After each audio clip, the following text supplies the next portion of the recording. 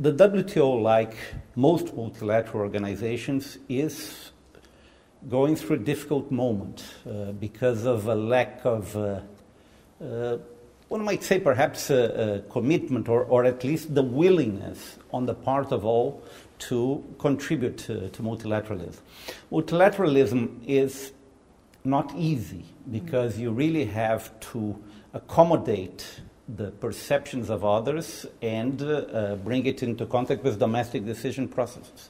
And you have to make concessions, and it's not easy to explain this not always easy to explain it to the domestic public. But on the other hand, multilateralism, in spite of being so slow and difficult to negotiate, is in many ways the most efficient process to deal with issues that affect everybody. Now, of course, the WTO hasn't been working well. There is a paralysis in decision-making. There's a paralysis in the negotiations.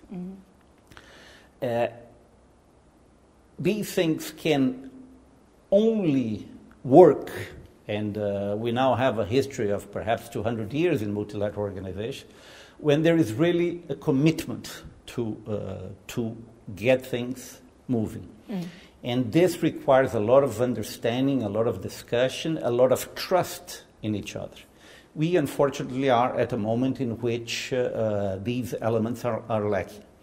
I remain convinced that we will ultimately go back to these multilateral negotiations because they are better for everybody. Brazil and China have an important role to play in this, first of all because in spite of being developing countries, we're also large economies. So we have a range of experiences and situations that we face that in some ways are similar to what the developed countries have, in some ways are similar to what the smaller, poorer countries have. I think that intellectually we are better prepared perhaps to devise solutions or make proposals that cater to the extremes. Things which are not just for the very rich, things which are not just for the very poor. So, and also we also have more sophisticated bureaucracies than some of the smaller developing countries.